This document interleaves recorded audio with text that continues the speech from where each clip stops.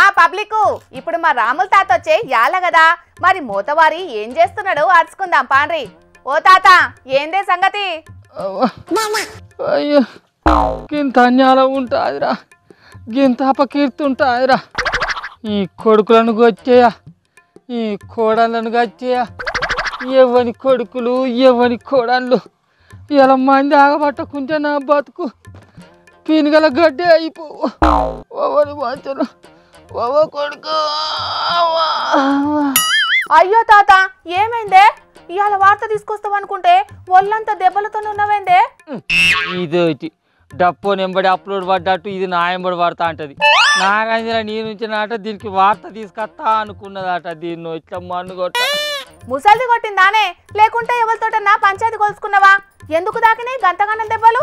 నా కోడలు కోలాంగికి వచ్చిందే, దాని చేతులకు జట్టలు బుట్ట. ఇలా మంది వచ్చి ఆగబట్టేటాలకు బతికిపోయినా కానీ లేకుంటే పీనుగానే అయ్యేతోని దౌడలు దగ్గర కొత్తుకుంటా మూతి మీదనే గుద్దింది అది.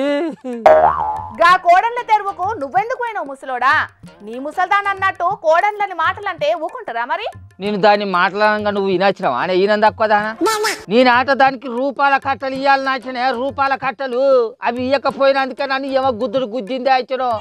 మంది వచ్చి ఆ వచ్చాలకు బతికి బట్టగా వచ్చిన, లేకుంటే నేనేడ బతుకుదురు. అగ్గో నువ్వు ఆమెకు రూపాయలు ఎందుకు ఇవ్వాలట? అయినా ఆ రూపాయలు ఎక్కడి మరి? నెల నాకు వచ్చే పింఛన్ రూపాయలు దానికి ఇవ్వాలి అని ఒకటే స్థాపించుడు. సరే తిట్టుకొని దాన్నో రేపు పోతుంది కదా అనుకొని ప్రతి నెల ఓపిక పడతాను. ఇక ఈ పారి మన సర్కారు నా 20 గుంటల పొలం ఉన్నది కదా అని నాకు రైతు భరోసా పైసలు వేసింది కదా మొన్ననే. అగో ఆ రూపాయలు ఇయ్యనందుకు ఇగో గీ అంగడి ఇవ్వలకు చెప్పుకోను.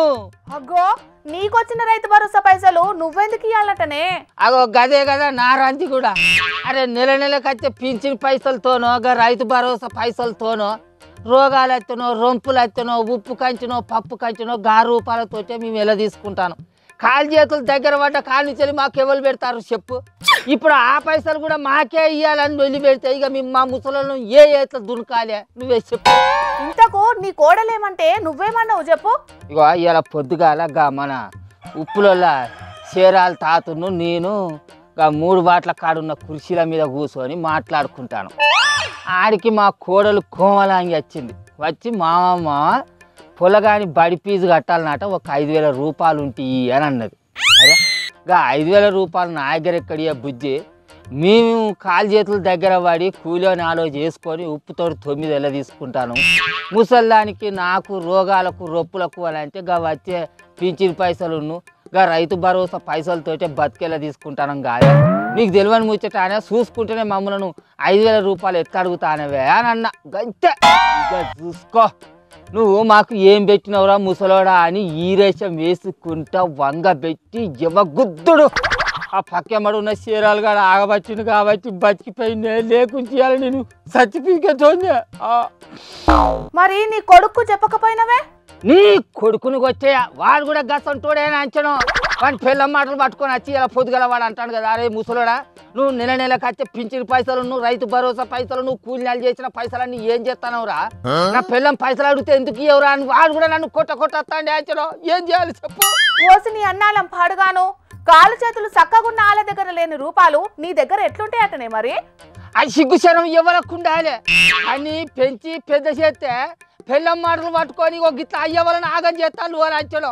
ఎటు శాత కానీ మా ముసలను గింత కణం కొడితే ఏందని అటు చెప్పు? ఇది వాళ్ళకు ధర్మం అవుతుందా? ఇగో గిట్లనే మెదక్ జిల్లా హవేలీ గన్పూర్ మండలం ఔరంగాబాద్ తండాలుండే సంతోష్ అనే బట్టవాజిగాడు రైతు భరోసా పైసలు ఇయ్యనందుకు కన్న తండ్రి 4 కోసిందటనే. ఓ ఆ కొడుకును వచ్చే కదని వాని చేతులకు జట్టలు బుట్ట కదని కాలి చేతుల దగ్గర పడ్డ అయ్యవల దగ్గర పైసలు కాచిపోయేటందుకు వానికి ఎంత సిగ్గుశరం లేదు అట్నే. అయ్యవలని అట్లా వచ్చేది ఉంటే వానికి రేపు అసలు గతి పట్టదానే, వానికి సాలెనక సాలు లేదట్నానే. ఇట్లా అయ్యవలను గోసవుచ్చుకునే కొడుకులు బిడ్డలను చట్టాలు ఇడిచిపెట్టేయే తాత. చట్టాలు గట్టుకున్న సర్కారులు పట్టించుకోవాలనే తల్లి. మా ముసలోళ్ళు ఎటుగాని పచ్చులు లెక్క కొడుకులను ఎదిరించలేక కోడలను మాట అనలేక వాళ్ళు కొచ్చినా తిట్టినా ఎవరికి చెప్పుకోలేక మలుసుకొని అడిగితే పంటాలు ఎరికేనా.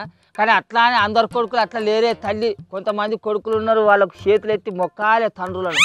కన్న తల్లిదండ్రులను కన్న సొంత కొడుకులు లెక్క బిడ్డలు లెక్క సాదుకునేటోళ్ళు ఉన్నారు. ఎరికేనా?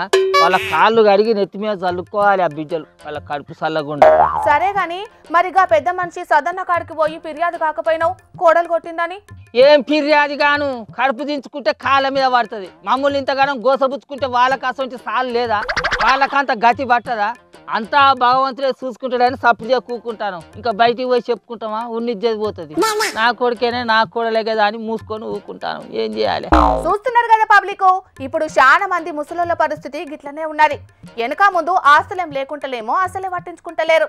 ఏమన్నా భూములు జాగలుంటేనేమో అవిటి మీద వచ్చే ఆందాని కోసానికి శాతకాన్ని ఈడులా కన్నులను అరిగోస ఉంచుకుంటున్నారు కొందరు కొడుకులు.